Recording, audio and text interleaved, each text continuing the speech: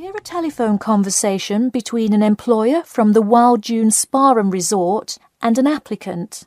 First, you have some time to look at questions 1 to 5.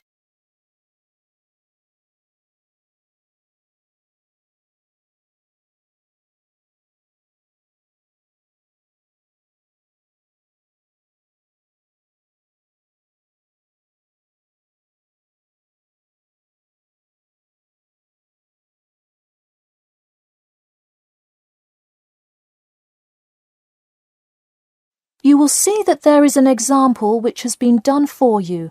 On this occasion only, the conversation relating to this will be played first. Hello, is this John Murphy? Hi, yes it is. Hi John, this is Ed Heisenberg from the Wild Dune Spa and Resort, calling about your application for our lifeguard position. Do you have a few minutes to talk? Yes, absolutely. The employer says that he is calling about the application for their lifeguard position. So, lifeguard has been written in the space. Now we shall begin. You should answer the questions as you listen, because you will not hear the recording a second time. Listen carefully and answer questions 1 to 5. Hello, is this John Murphy? Hi, yes it is. Hi John, this is Ed Heisenberg from the Wild Dune Spa and Resort, calling about your application for our lifeguard position. Do you have a few minutes to talk? Yes, absolutely. Great, could you give me your address? Sure. My address is 45 Elsinore Court. I'm sorry, was that Eleanor? Could you spell that for me? Sure, it's Elsinore. E-L-S-I-N-O-R-E. Okay, thanks. And is this the number we should reach you at in the future? 099885767? No, that's my home phone. But let me give you my mobile number instead. 077 896 245. Call me on that one. Okay, I'll make a note of that. Could you tell me your availability? Sure, I'm usually available during afternoons or weekends. I'd prefer not to be scheduled on weeknights because I work part-time as a waiter. That shouldn't be a problem, since we don't stay open very late anyway. And do you have any other employment experience? Yes, I've worked at a few other places. I was the baseball coach at Richmond High School last season. I see. And do you have any other experience that you would like us to note on your application? Yes. Last year I worked at the beach as a rescue diver. Rescue diver? That sounds intense. Well, it's really just like being a lifeguard, except in the ocean instead of pool. So kind of like being a lifeguard at the world's largest pool. I see. Before you hear the rest of the conversation, you have some time to look at questions 6 to 10.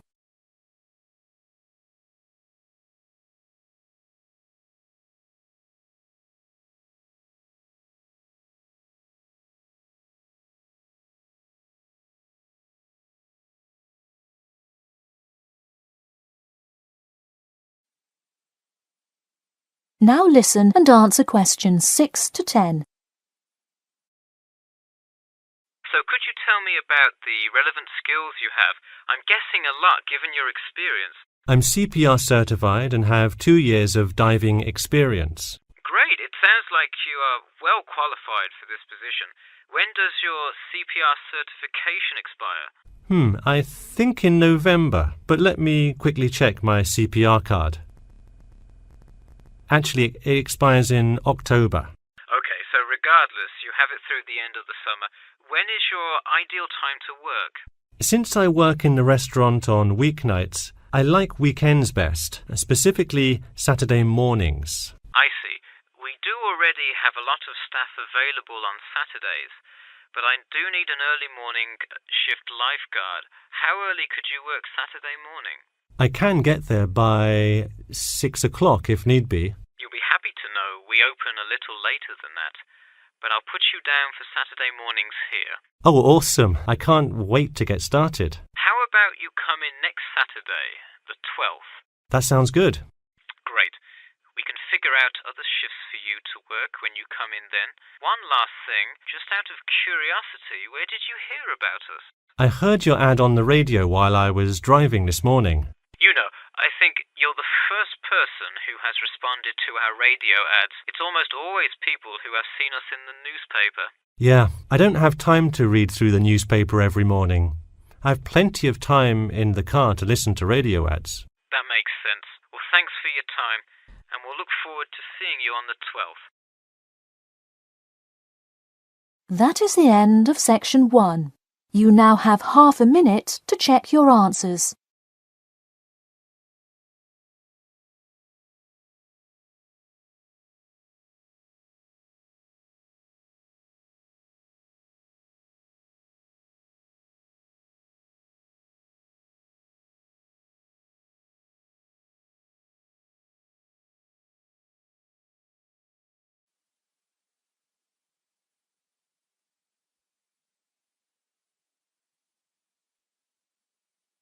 Now turn to section 2.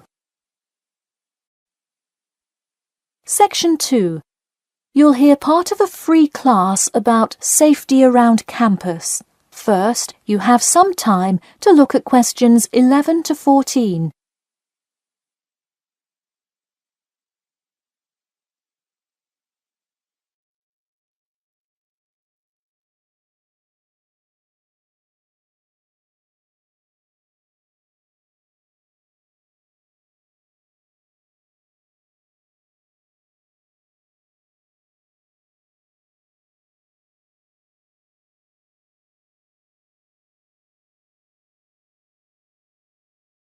Now, listen carefully and answer questions 11 to 14.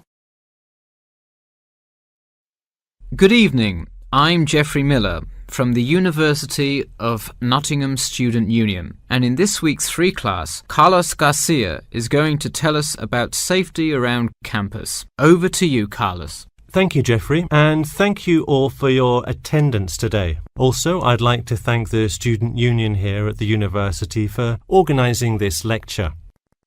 Well, I've been serving and protecting the City of Nottingham for over 20 years now as a member of the police department. Does anyone know what type of crime is the most prevalent on campus? I heard someone say drugs and alcohol. That actually isn't too much of an issue. Violence? Nope. Actually, the biggest thing we worry about here is theft. The nature of crime on Nottingham's campus is quite different from that of the surrounding areas. Crime rates across the East Midlands are very difficult to control. We'd like to see the rate stay the same for this calendar year, but it has been increasing steadily over the past 3 years. On campus, however, I'm happy to say that the overall crime rate has fallen this year. You wouldn't think so if you've seen the extremely exaggerated stories in the media. The media has done nothing but cause more concern about crime in our area. Even the crime shows you see today are a little bit far-fetched, but at least viewers know they're not real events. We'd really like to see more factual news articles out there so the public can have a rational sense of the safety level of our society. Before you hear the rest of the talk, you have some time to look at questions 15 to 20.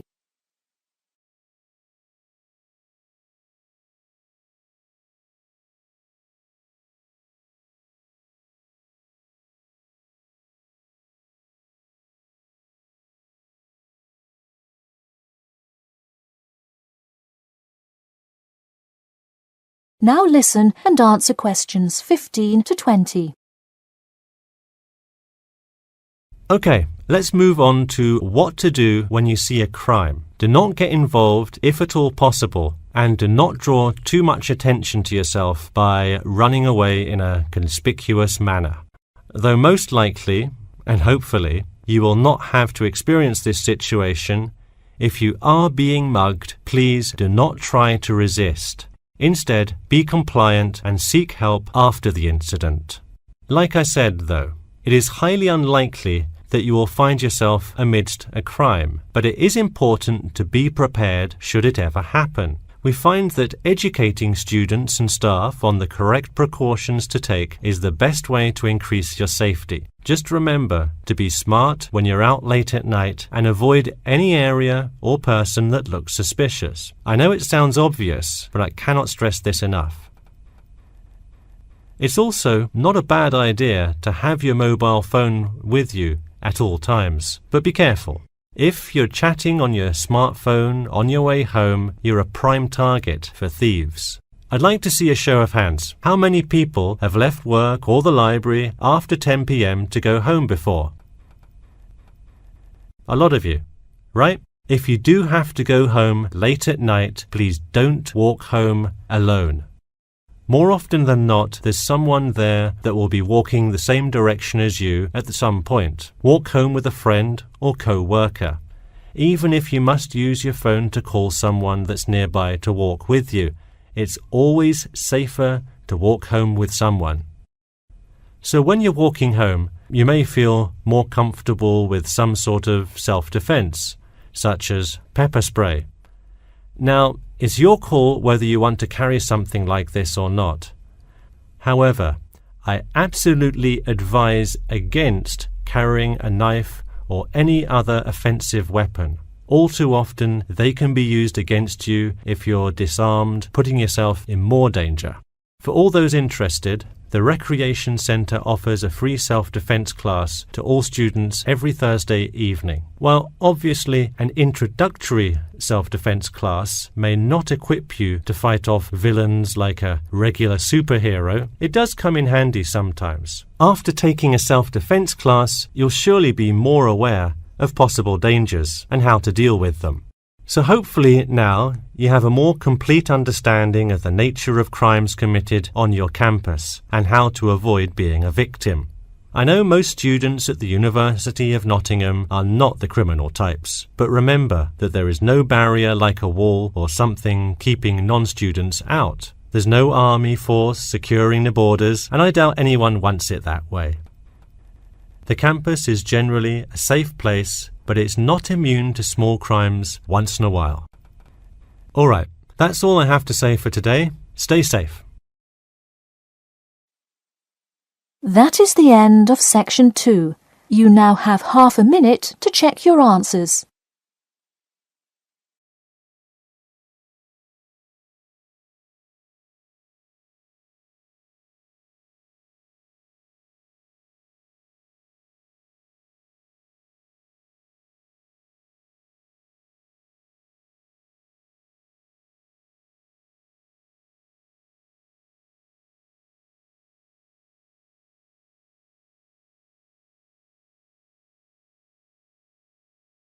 Now turn to section 3.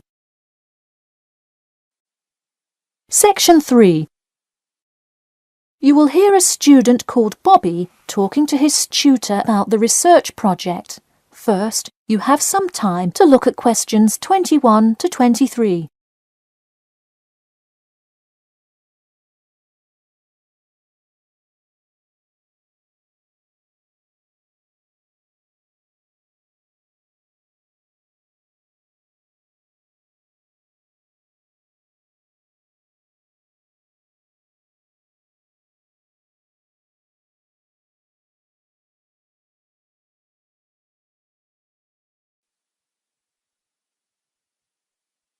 Now listen carefully and answer questions 21 to 23. Hi Bobby, go ahead and sit down. Tell me about your research project. Well, I decided to research football and keys for success on a football team.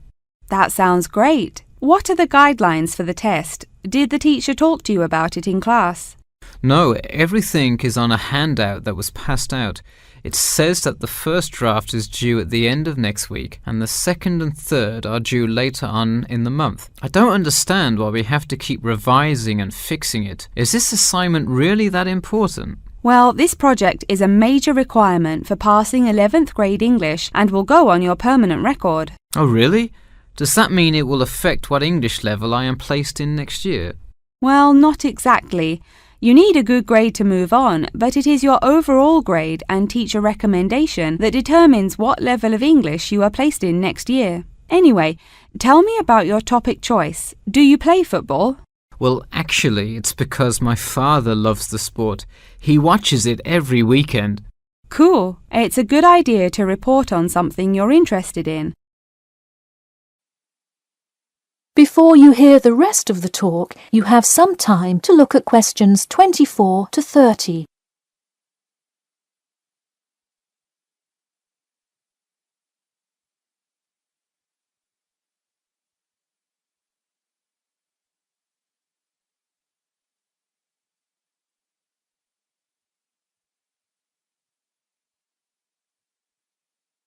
Now, listen carefully and answer questions 24 to 30. I see you worked hard calling players and the head coach to talk, so let's see what information you got. Well, you have to listen carefully to the first call on the recording. It's really hard to hear because the background noise is louder than the person's voice. Yes, it is a bit tough to discern. I'm afraid the player's answer is too short as well. You will have to interview him again and try to get him to give a better answer. Okay, I thought that might happen. I will call him again tomorrow. Moving on, let's look back at this question. You asked, tell me about a time when you learned a major life lesson through playing football and explain how that has shaped the person and player you have become now and how you hope to pass on that lesson.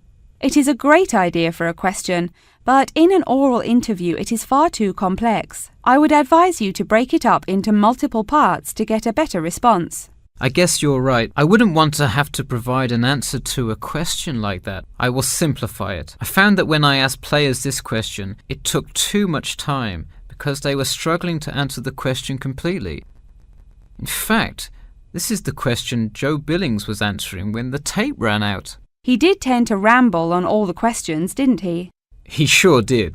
I would recommend that when you go back and interview players again, that you use a more sophisticated recording device. This recording is spotty, which indicates that the equipment wasn't working consistently. Okay, I guess it probably wasn't the best idea to use the sound recorder on my phone. Hey, could you give me some feedback on the content of the report itself? Sure, let's start by focusing on your topic. While I like that you chose to cover football, it seems inexplicit. The keys for success of a player and team is quite an interesting topic, but what is your thesis? That is to say, what conclusions can you draw from your research? I would suggest coming up with a strong thesis statement and then shaping your report based on that. Is it really too vague? I put a whole lot of facts into it. I list the top 10 goal scorers in football history and later on provide statistics for a few of the most famous coaches and their records as coaches. I think that's great that you included these facts, but I think you focus too much on the facts and not enough on connecting these facts to make your point. Ah, I see. Okay. So it looks like I have quite a bit of work to do before the deadline. That is the end of section 3. You now have half a minute to check your answers.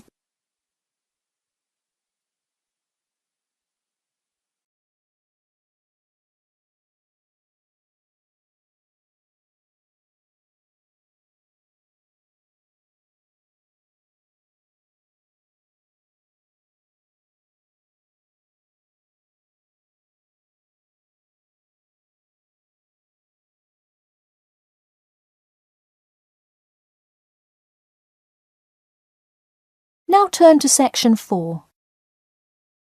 Section 4. You will hear part of a lecture about how to give a quality speech. First, you have some time to look at questions 31 to 40.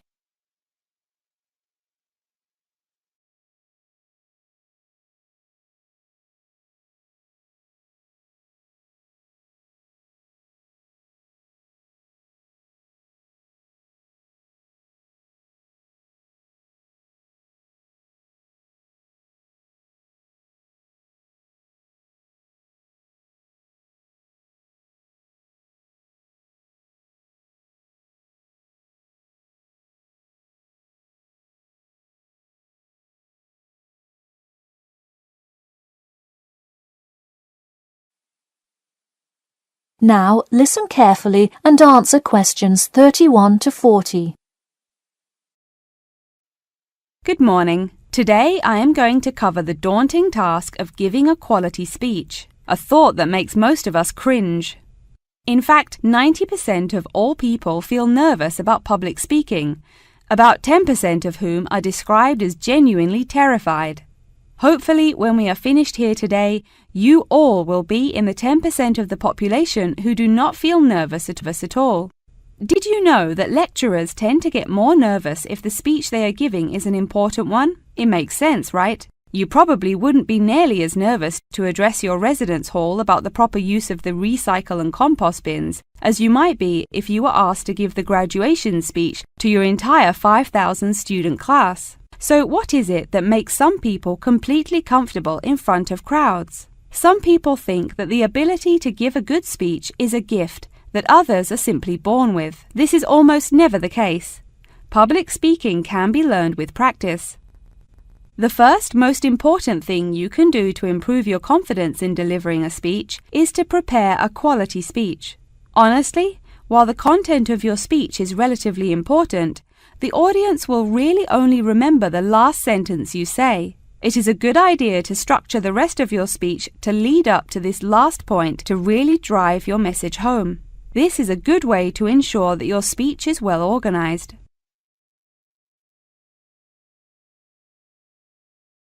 Once you are confident in the quality of the speech you have written, the rest is just about your stage presence. Let's go through some do's and don'ts of public speaking. First, you want to command the attention of the room. Do not, I repeat, do not proceed with your speech until the audience is paying attention. Even Martin Luther King Jr.'s I Have a Dream speech wouldn't have made any difference in the world without the undivided attention of his audience. To continue with the I Have a Dream example, one of the reasons that MLK was such an effective orator was his ability to speak with passion and engage with his audience. That sort of charisma does not come from reading straight from paper. Don't get me wrong, it is a good idea to write your main ideas down on a note card, sheet of paper or something. But one factor that will consistently lead to a boring, forgettable speech is writing down your entire speech. Do not write your full speech down. If you are constantly reading your paper, you are not making eye contact with your audience, and thus failing to really express the feeling that goes with your ideas. I advise you write 1 or 2 ideas, so if you suddenly draw a blank, you have something to jog your memory. If you've written a good speech that you believe in, those ideas should be sufficient to keep you on track.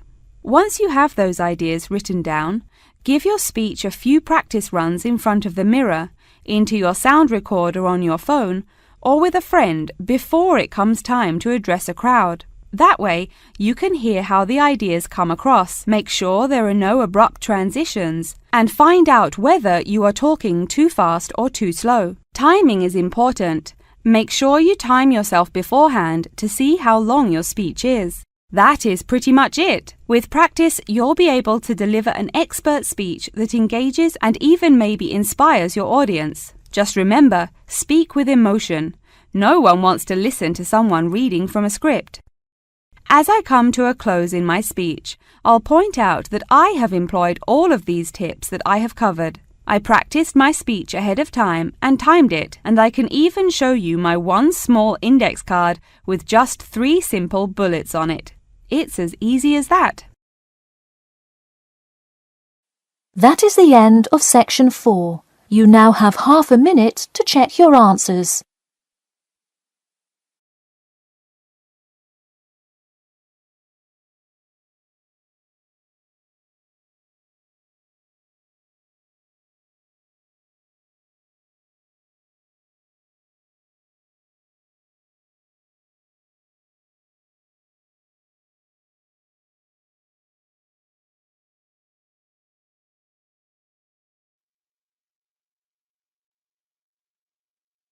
That is the end of the listening test. In the IELTS test, you will now have 10 minutes to transfer your answers to an answer sheet.